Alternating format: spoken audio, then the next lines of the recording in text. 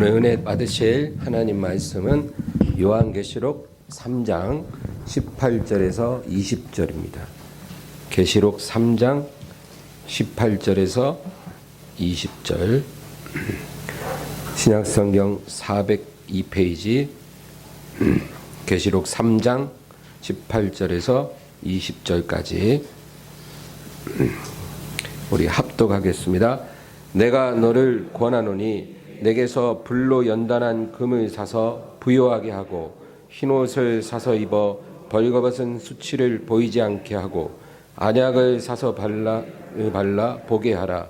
무릇 내가 사랑하는 자를 책망하여 징계하노니 그러므로 네가 열심을 내라. 회개하라.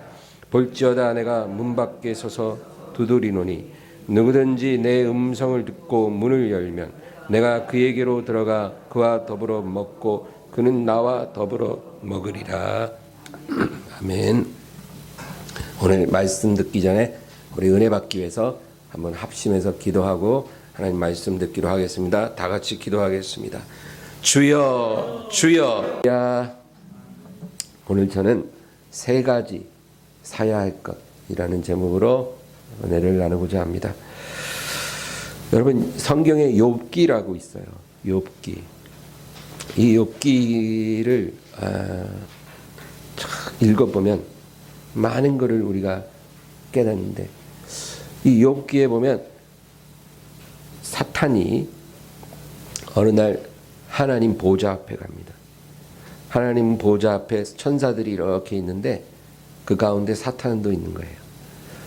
하나님이 사탄에게 네가 어디서 왔느냐 하니까 제가 온 땅을 여기저기 다녀왔나이다.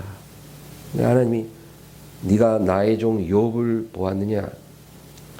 저같이 순전하고 온전한 자가 없느니라.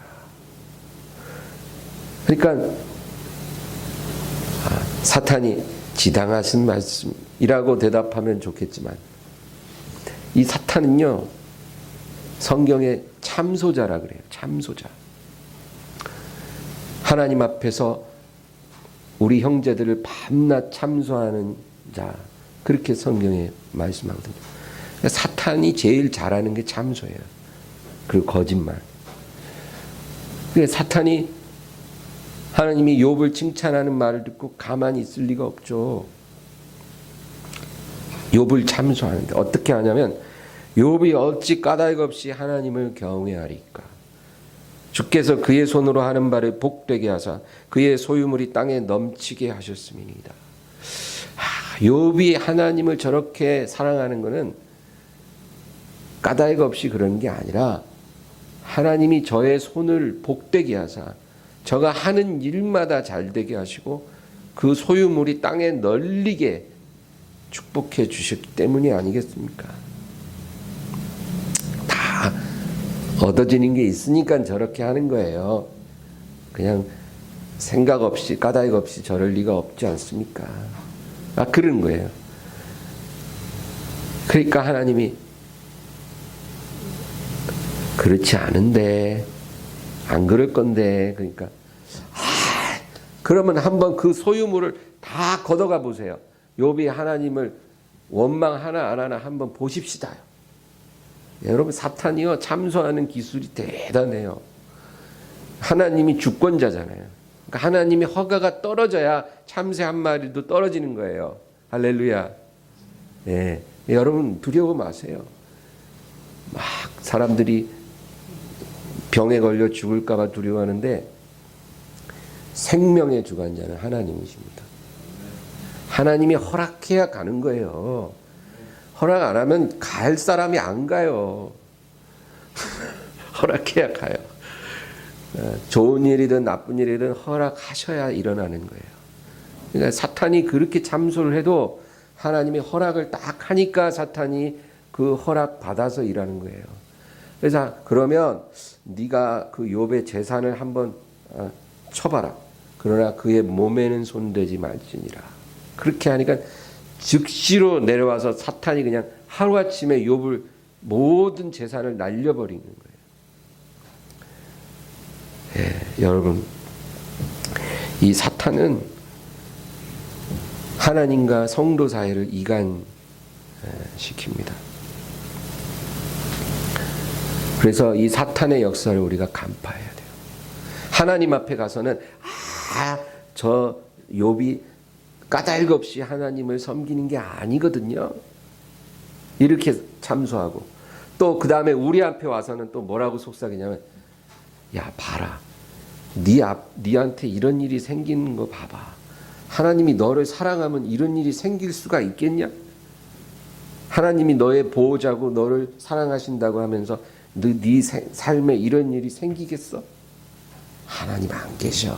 계신다 해도 분명한 건 너를 사랑하지 않아.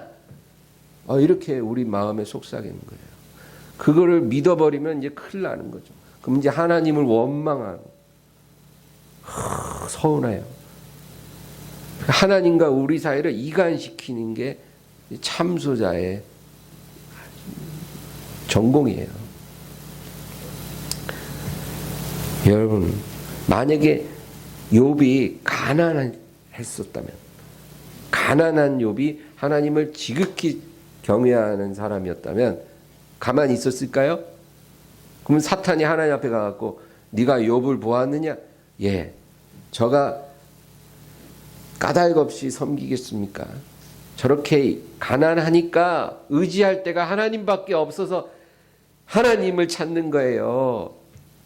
만약에 저를 축복해서 번영하게 해보세요. 그러면 그 재물에 눈이 팔려서 세상 즐거움에 팔려서 하나님을 떠날 거 아니겠습니까? 분명히 그렇게 했을 거예요. 여러분, 사탄은 이래도 참소하고 저래도 참소하는 거예요. 그래서 우리 삶에 끊임없이 시험이 다가오는 겁니다. 그 시험을 이길 때 하나님이 영광을 받는 거예요. 그러니까 왜 시험이 끊이지 않을까? 그건 당연한 거라니까. 그 시험을 통해서 우리의 믿음이 자라고 하나님이 영광을 받으시는 거예요.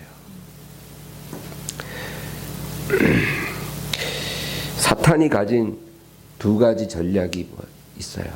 하나는 박해를 가하는 것이고 하나는 번영을 주는 거예요. 이 두 가지 전략을 번갈아 쓰는데, 이 박해를 가하면요, 가라지들이 이탈하기 시작합니다. 그게 박해로 인한 결과예요. 박해가 오면 알곡과 가라지가 쫙 갈라져요. 여러분, 가라지라는 건 가라지는 어떤 사람을 말하냐면 자기 행복을 위해 하나님을 믿는 사람이에요. 자기 행복을 위해 하나님을 섬기는 사람. 이런 사람들이 가라지예요. 그런데 평상시에는 알곡과 가라지가 구분이 안 돼요. 왜? 하나님을 섬기니까. 그런데 박해가 오면 가라지들이 분리돼요. 그들에게는 행복이 신이에요. 행복. 내 삶에 행복하기 위해서 하나님을 섬기는 것이기 때문에 행복이 하나님이에요. 그런데 박해가 오면 그걸 이기지 못하는 거예요.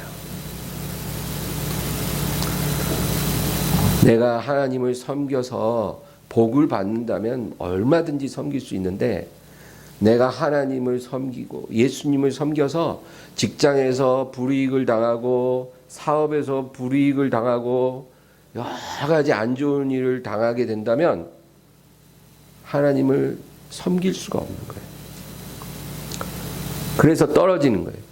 그런 사람들이 가라지예요. 그러면 알곡들은 박해를 이겨내는 사람들. 왜 박해를 이겨내냐면 그들은 예수님을 사랑하는 자들이기 때문에 그래요. 사랑해서 하나님을 예배하는 자들이에요. 나의 행복을 위해서 예배하는 게 아니라 주님을 사랑해서 예배드리는 자들이에요. 그러니까 박해가 와도 그걸 이겨요. 그래서 박해가 오면 알곡과 가라지가 교회 안에서도 쫙 갈라지는 거예요. 그 전에는 다 섞여서 모르는데 주님을 사랑해서 섬기는 자들과 자기를 위해 섬기었던 자들이 갈라진 역사가 일어난다. 그 다음에 두 번째 사탄의 전략으로 번영이 있어요. 번영. 근데 이게 진짜 무섭다는 거예요. 역사를 보면. 이 번영을 부으면 알곡들도 떨어진다는 거예요. 알곡들은 박해를 이겨내요. 근데 번영이 오면 떨어져요. 여러분, 다윗이 얼마나 훌륭한 사람이에요. 그가 사울에게 쫓기면서 들에서 굴에서 하나님을 찬양해요. 어떤 상황에서도 하나님만 의지했던 사람이에요. 그 많은 고난의 시간을 믿음으로 견뎌냈던 그런 사람이에요. 그런데 그가 언제 넘어졌냐면 이스라엘의 왕이 되고 암몬과 전쟁이 일어났는데 전쟁터에 나가질 않아요. 요압 장군을 통해서 전쟁을 시키고 자기는 예루살렘 궁전에 남아있는 거예요. 그만큼 나라가 안정이 됐다 그 얘기예요. 이제 모든 것이 다 안정을 찾고 든든하고 더 이상 이룰 꿈이 없을 만큼 모든 것을 다 가진 후에 다윗이 넘어졌어요. 여러분, 하나님의 사람들이 언제 넘어지냐면 번영이 절정에 달했을 때 넘어져요. 솔로몬 왕도 보세요. 그렇게 겸손했어요. 1천 번제를 드리고 하나님 앞에 꿈에서 뭐라고 아뢰냐면 이 백성을 잘 다스릴 수 있도록 지혜를 주소서. 그런 사람이에요. 그런데 그가 언제 넘어졌냐면 그의 영화가 절정에 달했을 때 온 천하의 보물이 솔로몬에게 모여들기 시작했어요. 솔로몬은 중개 무역을 했어요. 이스라엘의 지정학적 위치가 너무 중요해서 침략도 잘 당하지만 나라가 부강해지면 중개 무역을 해서 요즘 말로 하면은 유통업. 그러니까 그 뭐든지 이렇게 중개하는 거. 그 독점적인 위치를 확보해서 그 부가 말로 다 할 수 없었어요. 그래서 솔로몬의 시대에 예루살렘에 금이 돌처럼 흔했고 백향목이 뽕나무처럼 흔했다는 성경 기록도 있어요. 그렇게 절정에 이르렀을 때 솔로몬이 우상 숭배에 빠져들기 시작했어요. 그의 아내가 1000명이에요. 1000명의 아내가 가지고 온 우상들이 솔로몬의 궁전에 가득해져요. 그래서 하나님을 떠난 거예요. 여러분, 하나님의 사람들은 박해에서는 이겨내지만 번영에서 넘어진다는 거죠. 실패한 적이 없어요. 실패한 적이. 그래서 사탄은 먼저 박해를 주지만 그걸 이겨낸 사람에게 번영을 주므로 결국 승리하는 그것이 역사의 반복이 되었더라 하는 거죠. 교회사를 보면 그게 너무나 분명해져요. 여러분, 교회라는 것은 AD 30년 예수님이 승천하시고 120명이 다락방에서 기도해서 성령을 받고 나서 교회가 탄생한 거예요. 그 다락방에서 시작된 예루살렘 교회가 1호 교회예요. AD 30년에 교회가 탄생했다는 거죠. 그리고 지금까지 2000년이라는 세월이 있어요. 그 2000년 교회사를 보면 교회에 박해도 있었고 번영도 있었어요. 그런데 300년, AD 300년경까지는 어마어마한 박해를 받았어요. 교회가. 그때 교회에 많은 순교자가 나왔으나 교회는 더 뜨겁게 타올랐어요. 외형적으로는 약화돼도 내면적으로는 막 불이 타오르는 거예요. 수많은 사람들이 순교하면서 불이 꺼지는 게 아니라 더 타오르고 더 모여서 더 예배하고 더 기도하고 그런 불이 타올랐어요. 그러니까 마귀가 박해를 해서 교회를 무너뜨리지 못했다는 거예요.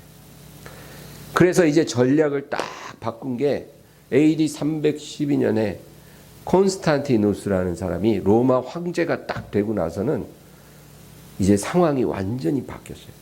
그래서 황제가 기독교인이 되고, 그리고 기독교를 로마의 국교로 제정을 한 거예요. 그러니까 이제 숨어서 예배드리던 교회가 이제 햇빛을 보는 거죠. 그리고 국가적으로 교회를 막 지원을 해주면서 이제 교회에 많은 사람들이 모이기 시작한 거예요. 사람이 모이니까 돈이 모이고, 돈이 모이니까 그 돈을 가지고 엄청난 화려한 성당을 건축하기 시작해요. 너무너무 화려하고 아름다운 건축물이 세워지고, 그리고 성직자들은 아주 화려한 옷을 입고, 그리고 부를 축적하기 시작했어요. 교회로 세상의 부와 권력이 막 모이기 시작했다, 그거예요. 그래서 그렇게 번영의 시간이 장장 1200년이나 지속됐다는 거예요. 그러니까 그 1200년간 교회가 번영하면서 온 유럽이 다 기독교화됐다는 거죠. 그러면 내면은 어떻게 됐을까요? 내면에서부터 부패하기 시작했어요. 변질하기 시작했어요. 겉은 화려한데 하나님을 떠났어요. 예수님을 떠났어요. 그리고 예수님의 순결한 신부가 돼야 될 교회가 신랑을 떠나고 바람 나가지고 다른 남자들과 다니는 거예요.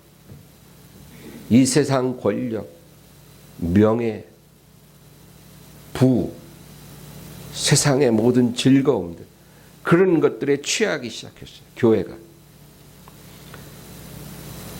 순결한 신부가 아니라 부정한 신부가 됐다, 그 말이에요. 교회는 그리스도의 신부인데 순결해야 될 신부가 부정한 신부가 되었어요. 여러분, 그래서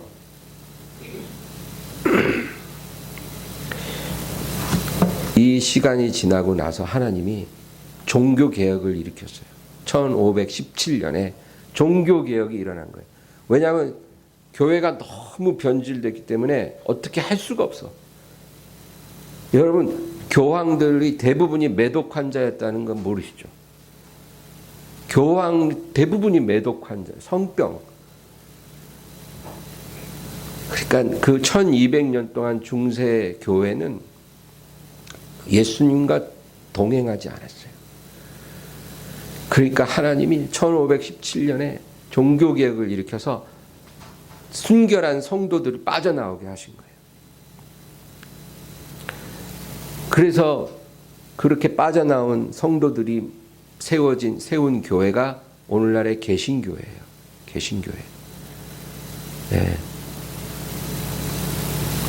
그런데 이 종교개혁의 가장 핵심적인 모토가 오직 성경으로라는 거예요. 오직 성경으로. 라틴어로 얘기하면 솔라 스크립투라 그래요. 오직 성경으로. 이게 종교개혁의 모토예요. 그래서 우리는 너무나 예수님으로부터 멀어졌다. 우리는 너무나 하나님 말씀으로부터 멀어졌으니까 다시 돌아가자.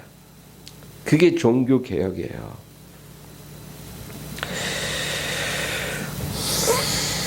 그런데 이렇게 하나님께서 다시 새롭게 종교개혁을 통해 교회를 세우셨는데, 이 개신교회들도요, 이제 세월이 흐르면서 과거에 1200년간 카톨릭 교회가 밟았던 그 길을 또 우리 개신교회가 답습하기 시작. 우리 인류는 박해는 견뎌도 번영을 못 이겨요. 번영이 임하면 반드시 하나님을 떠나요. 그게 역사가 말해줘요. 교회도 그랬고 개인도 그래요. 하나님의 사람들이 언제 무너지냐면 번영이 임할 때 무너져요. 그 마음이 하나님으로부터 떠나요. 예수님으로부터 떠나요.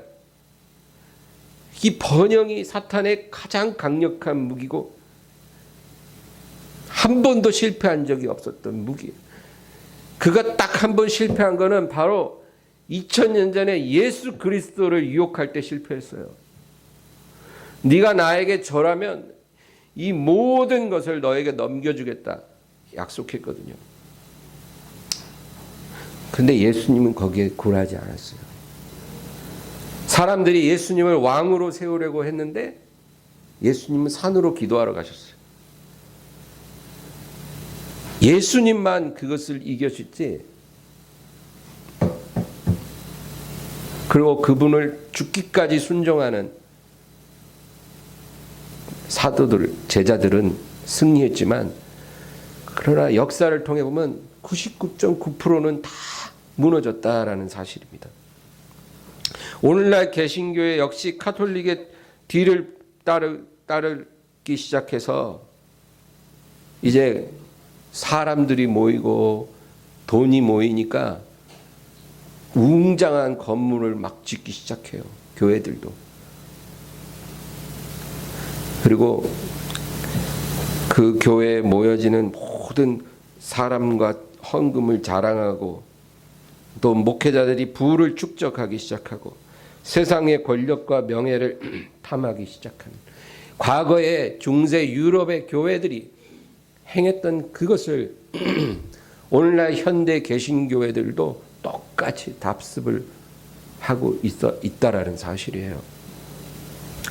그래서 이 교회들에 대해서 주님이 뭐라고 하시는가? 여러분, 계시록 2장과 3장에 보면 7개 교회가 나와요. 7교회에 주님이 편지를 하는데, 이 7교회라는 것은 역사 2000년 교회 역사에 연대기적으로 나타난 교회의 주도적인 성격을 말해주기도 하지만, 또 모든 교회가 이 7교회 중에 하나라 그 얘기기도 해요. 근데 그 7교회 중에 마지막 7번째 교회가 바로 라오디게아 교회인데, 이 라오디게아 교회는 바로 예수님이 이 땅에 재림하실 때 있는 교회를 말해요. 그러니까 여러분, 예수님 재림이 바로 임박했다라고 하면 그때에 세워져 있는 교회들이 바로 라오디게아 교회예요. 오늘날의 교회라고 말이에요. 오늘날 현대 교회들. 그 교회가 바로 라오디게아 교회예요. 그래서 이 라오디게아 교회에 주님이 뭐라고 말씀하시는가를 우리가 깊이 연구하면 지금 이 시대의 교회들에게 주님이 뭐라고 말씀하시는가 우리가 정확히 알 수 있다, 그 얘기예요. 우리 엠마오 교회를 포함해서 대한민국에 있는 6만 개의 모든 교회들, 그 교회들에게 주님이 뭐라고 하시는지 우리가 지금 성경을 통해서 알아야 되겠다, 그 말이에요. 근데 이 라오디게아 교회를 우리가 연구할 때 주님이 한 가지 회개하라는 거예요. 너희가 회개할 게 있다. 그게 뭐냐? 미지근한 믿음. 미지근한 믿음. 이게 문제라는 거예요. 우리 오늘 말씀 16절을 한번 읽겠습니다. 내가 이같이 미지근하여 뜨겁지도 아니하고 차지도 아니하니 내 입에서 너를 토하여 버리리라. 너 덥지도 않고 차지도 않아. 미지근해서 내가 너를 입에 넣었다가 토해 버릴 거야. 여러분, 미지근한 물 별로 맛없죠? 미지근한 물 좋아하시나요? 네, 일반적으로 미지근한 물은 별 맛이 없어요. 뜨거운 물이든지 좀 차가운 물이든지 해야 맛있죠. 오늘날의 교회는 미지근해요. 근데 주님이 뭐라 하냐면, 네가 차라리 내게 냉담하든지 아니면 나를 위해 목숨을 걸든지 둘 중에 하나를 선택해라는 거예요. 차든지 덥든지 아예 나를 떠나든지 나를 위해 목숨을 걸든지 둘 중에 하나를 선택해라. 네가 지금 믿는 것도 아니고 안 믿는 것도 아니야. 넌 나를 사랑하는 것도 아니고 안 사랑하는 것도 아니야. 이도 저도 아니야. 그냥 미지근한 거야. 내가 너를 언제까지 참을까? 네가 많이 회개하지 않으면 나는 너를 토해버릴 거야. 여러분, 그래서 저는 지금 온 교회가 다 이렇게 예배를 못 드리고 있는 이 상황이 하나님이 교회를 토해버린 것 같아요. 이제 못 참겠다. 그런데 더 심각한 거는 교회가 지금의 상황을 깨닫지 못한다는 거예요. 지금 이 상황이 주님과 우리 간에 어떤 상황인지를 몰라요. 그래서 17절 보세요. 17절 다 같이 읽습니다. 네가 말하기를 나는 부자라 부요하여 부족한 것이 없다 하나 내 곤고한 것과 가련한 것과 가난한 것과 눈먼 것 벌거벗은 것을 알지 못하는도다. 나는 부자라는 거예요. 그 건물 크죠, 사람 많죠, 돈 많죠, 부족한 게 없다는 거예요. 부족한 게 없다. 우리 교회 너무 멋진 교회예요. 근데 주님 뭐라 그러냐면 네 공고한 것, 가련한 것, 가난한 것, 눈먼 것, 벌거벗은 것을 너는 알지 못한다. 너의 실체, 너의 진정한 상황을 너는 모르고 있다. 주님이 보실 때 지금 교회들은 가난하대요. 영적으로 가난해요. 그리고 눈 멀었어요. 벌거벗었어요. 그런 상태라는 거예요. 여러분, 성경에 어느 서기관이 예수님한테 뭐라 하냐면 주여 주님이 이렇게 말씀하시면 우리까지 모욕하심이니이다. 그런 예수님이 말씀을 너무 막 강하게 책망의 말씀을 하니까 이 듣고 있던 바리새인이나 서기관 중에 한 명이 주여 이렇게 말씀하시면 우리까지 모욕하심 아닙니까? 그러니까 바로 주님이 화 있을진저 너희 외식하는 서기관과 바리새인들이요. 그러니까 예수님이 말씀을 하는데 그 서기관들은 자기들을 모욕한다고 느낀 거예요. 오늘날도 똑같아요. 설교를 좀 이렇게 제대로 강하게 하면 성도님들이 우리를 모욕한다고 생각해요. 저 목사 좀 우리를 너무 심하게 모욕하는 거 아닌가. 하나님 말씀을 듣고 깨닫고 회개하고 하나님 앞에 겸손해져야 되는데 그게 아니라 우리를 모욕한다고 듣는 거예요. 예레미야 6장 10절에 보라 여호와의 말씀을 그들이 자기에게 욕으로 여기고 이를 즐겨 아니하니 이것이 마지막 시대의 마지막 교회들에게 있을 일반적인 모습이다. 그겁니다. 만약에 어떤 목사님이 어느 교회 담임 목사로 갔는데 설교를 막 거침없이 하면 장로님들이 와서 목사님 말씀을 좀 절제해 주시기 바랍니다. 마음이 불편한 사람들이 많습니다. 부담스러워하는 사람들이 있습니다. 좀 은혜롭게 해주시기 바랍니다. 그래요. 근데 만약에 목사님 예 알겠습니다. 그리고 이제 부드럽게 하면 살아남아요. 근데 저는 하나님 말씀을 전해야 합니다. 이러고 계속하면 쫓겨나요. 지금 그런 시대예요. 목사는 하나님의 말씀을 대언하는 사람이지 다른 거 없거든요. 그래서 저희들도 떨려요. 설교 한번 할 때 헛소리 할까 봐 조심해요. 왜냐하면 그거에 대한 책망이 엄청 무서운 거기 때문에 정말 두려워요. 그렇지만 전해야 되니까 전하는 건데, 그러면 목사를 통해 하나님 말씀을 받을 때 겸손히 받아야 되잖아요. 근데 사람들이 그렇게 듣지 않고 대등하다고 생각을 해요, 하나님과. 그래서 조금 거북한 말 하면 우리를 모욕하심 아닙니까? 그렇게 반응을 하는 거죠. 그래서 예수님이 라오디게아 교회에 대해서 이제 한 가지를 회개하라.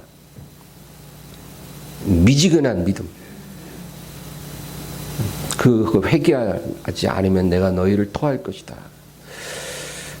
그렇게 말씀하시고, 그리고 세 가지를 나로부터 사라 그래요.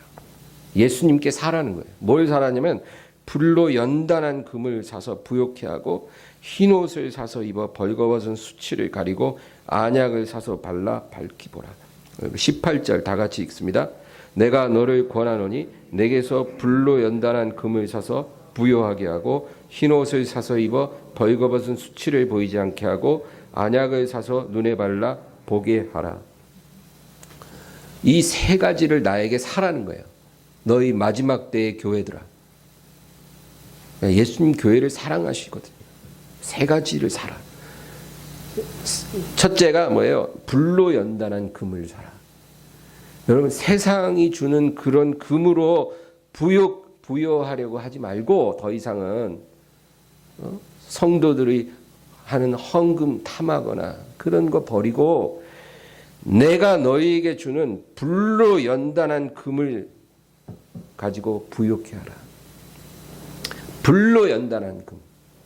주님이 주신 불로 연단한 금이 뭘까요? 이거는 박해를 통과한 자에게 주시는 믿음을 말해요. 여러분, 믿음도 클래스가 있어요. 근데 최고로 아름다운 믿음은 박해를 견딘 믿음이에요. 그 믿음이 진짜 믿음이에요. 그래서 하나님이 우리가 그 믿음을 갖고 있는지 없는지 시험해 보시는 거예요. 세상을 이기는 믿음, 연단을 통과한 믿음, 엄청난 시련을 겪었는데 그냥 믿음이 다 불타 없어지는 사람도 있어요. 그런데 그 엄청난 불같은 연단을 통과하고 정결하게 된 그 믿음, 살아난 믿음, 그 믿음이 최고의 믿음이다, 그 얘기예요. 욥이 소유한 믿음이 바로 그런 믿음이었어요. 욥은 자기 재물이 다 사라지는 것을 통과했어요. 그리고 그 10명의 자녀가 다 죽었고 그 아내마저 떠났어요. 가족들이 다 사라졌는데 그걸 견뎠어요.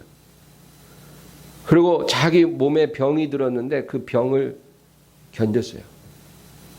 견뎠다는 것은 하나님을 놓지 않았다 그 말이에요.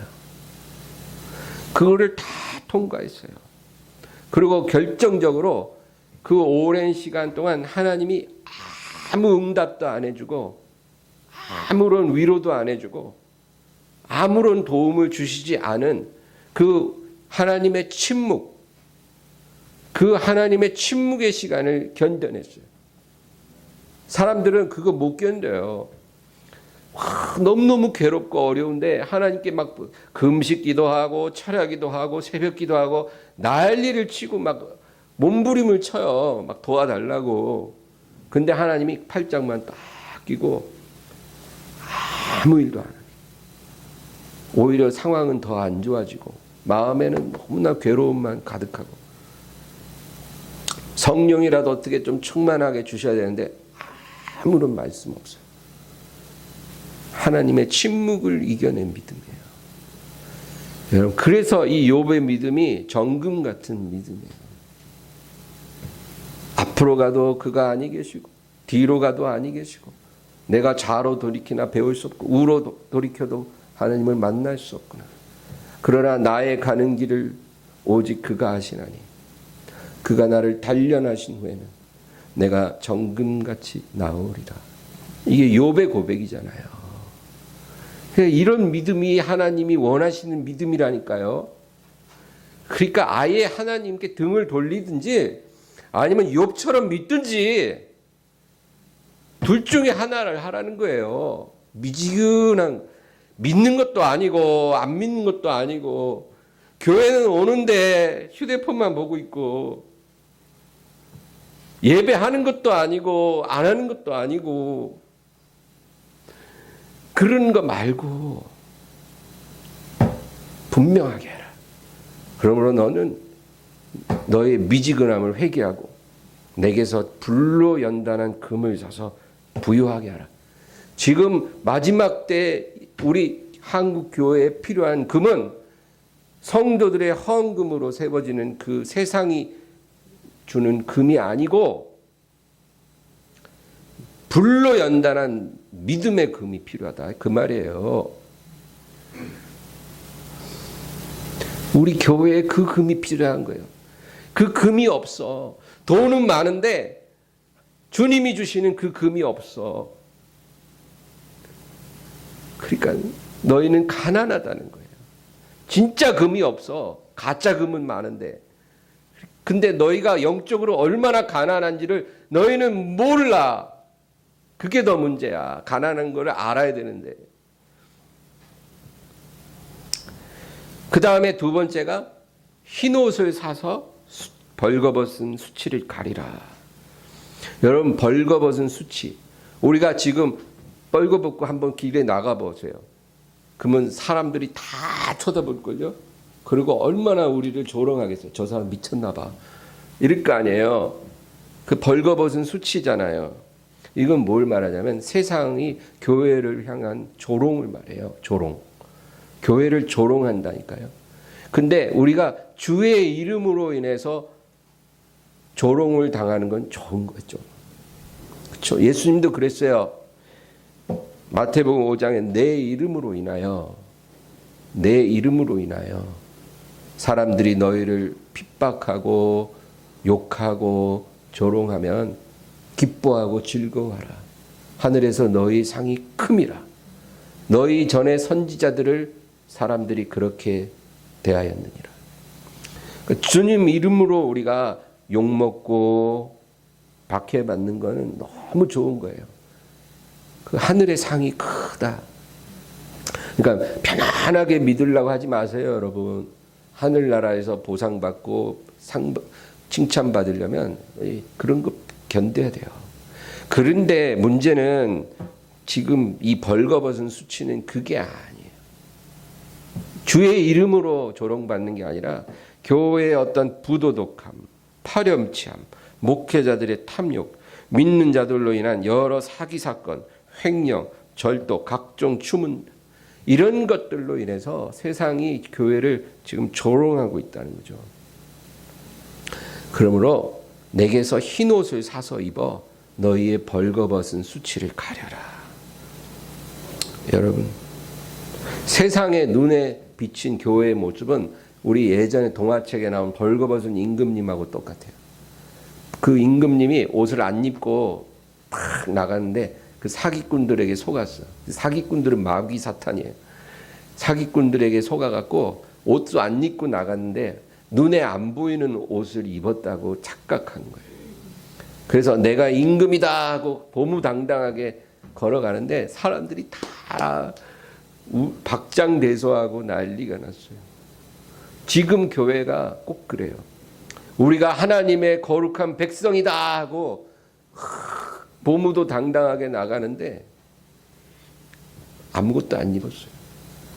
그래서 세상이 우리를 손가락질한다는 거예요. 그것을 흰옷을 입어서 가려라. 이 흰옷이라는 거는 예수님 닮은 거룩한 행실을 말해요. 예수님 닮은 행실. 예수님이라면 어떻게 하셨을까? 예수님이라면 세금을 탈세했을까? 예수님이라면 사기쳤을까? 예수님이라면 이렇게 거짓말해서 이윤을 얻을까? 예수님이라면 유산을 조금 더 얻겠다고 형제랑 막 피 터지는 싸움을 할까? 예수님이라면 어떻게 했을까? 어떤 목사님이 4억 원짜리 스포츠카를 샀대요. 그런 사람들이 어떻게 목사님이 그러십니까? 하니까 내 돈 주고 내가 사는데 누가 뭐라냐. 법적으로는 문제가 없어요.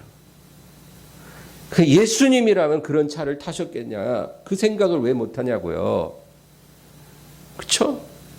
예수님은 어린 나귀를 탔어요.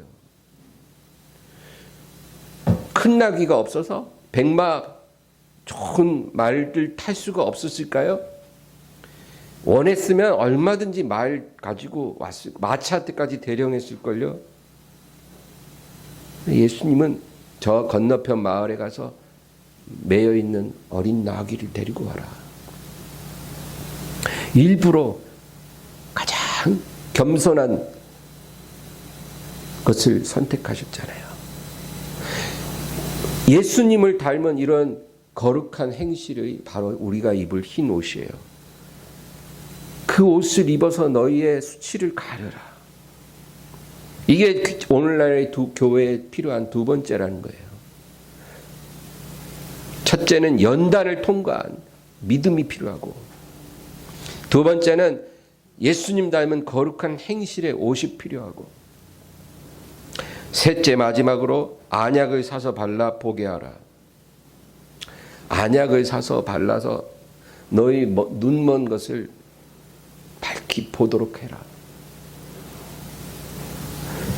여러분, 우리가 무엇을 봐야 할까요? 지금 주님은 교회가 눈이 멀었다 그래요. 봐야 될 걸 못 본다 그래요. 뭘 못 볼까요 지금? 문 앞에 서 계신 예수님을 못 보는 거예요. 지금 문 앞에 서 계신데 못 봐.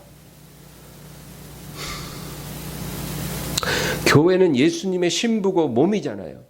그러면 머리 대신 예수님, 신랑 대신 예수님 볼 수 있어야 당연한 건데, 지금 예수님 문 앞에 와 계신데도 그걸 못 보고 있어요.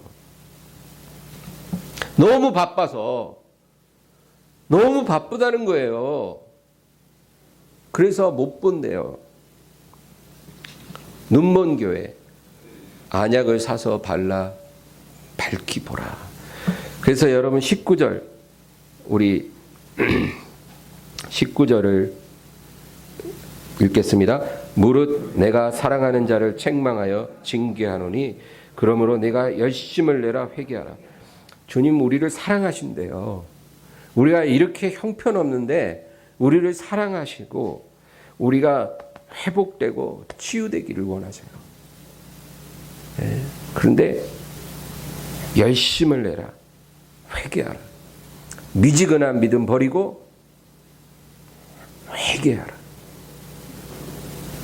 그리고 마지막 20절 너무 중요합니다. 다 같이요. 볼지어다 내가 문 밖에 서서 두드리노니 누구든지 내 음성을 듣고 문을 열면 내가 그에게로 들어가 그와 더불어 먹고 그는 나와 더불어 먹으리다.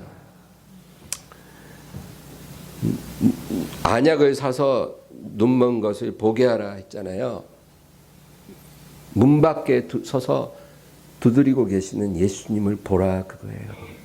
그리고 이제 잠에서 깨서 일어나서 예수님을 위해 문을 열어라. 너희 안에 내가 들어갈 수 있도록, 너희 교회에 내가 들어갈 수 있도록 나를 위해 문을 열어다오. 내가 너와 더불어 먹고 마시며 너와 함께 거하고 너를 내가 예비한 영원한 곳에 있게 하리라. 그 말씀을 지금 하고 계신 거예요. 여러분, 아직도 자는 사람들이 너무 많아요. 이렇게 주님이 말씀해도 듣지 못해요.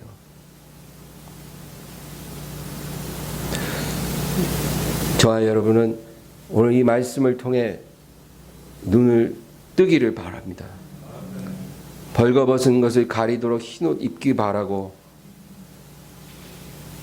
불을 통과한 믿음의 금으로 부유하게 되길 바라요. 여러분, 코로나로 인해서 사업도 어렵고 여러 가지 경제적으로 어렵지 않은 사람이 어디 있겠어요. 그렇죠? 그러나 그런 가난은 괜찮아요. 절대로 주님이 굶어 죽이지 않아요. 그러니까 그런 걸로 인해서 낙심하거나 뒤로 물러서지 말고 나에게 필요한 금은 이 세상에 속한 금이 아니라 연단을 통과한 그 믿음의 금이 필요하다. 정말 그냥 입으로만 믿습니다, 믿습니다 하면서 편안할 때 교회 나가서 사람들과 만나 교제한 그 시절의 그런 믿음이 아니라 어떠한 상황이 올지라도 나는 주님을 사랑합니다. 그 믿음으로 부여하게 되어라. 그 금이 필요하다는 거예요, 지금 우리한테. 여러분, 앞으로 올 한 해는 또 어떤 일이 일어날지 예측할 수가 없어요. 그러나 주님께서 모든 것을 주관하고 계십니다. 그런데 하나님이 우리에게 번영을 주실지 박해를 주실지 알 수는 없지만 우리가 해야 될 일은 뭐냐면 어떤 상황에 처하든지 예수님을 사랑해야 돼요. 여러분, 가정에서 예배를 드리든 일터에서 무엇을 하든 교회에 나오든 안 나오든 그것보다도 어디에 어떤 상황에 처하든지 예수님을 위해서 살아가세요. 그분을 위해서 목숨을 바치세요. 그 정도로 뜨겁게 믿지 않을 거면 그냥 주님에게 기쁨이 아니라 안 된다는 거예요. 내가 미지근한 너희를 견디기가 힘들다. 내가 지금 토할까 말까. 내가 지금 미식미식한데 너무 괴롭다. 그런 교회가 되지 말자고요. 그런 성도가 되지 않기를 예수 그리스도의 이름으로 축원합니다. 기도하겠습니다.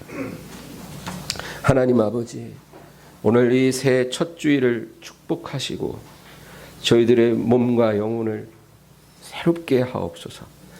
오늘 이 시간에 성령과 말씀으로 저희들에게 부으사 저희들 영의 눈이 떠지게 하시고 주님의 흰옷으로 덧입게 하시고 믿음의 금으로 우리 영혼이 부요하게 하옵소서.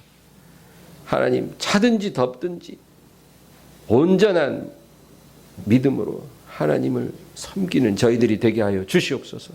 예수님의 이름으로 기도합나이다. 아멘. 오늘 말씀을 생각하면서 우리 합심해서 간절히 기도하겠습니다. 주여, 주여, 주여.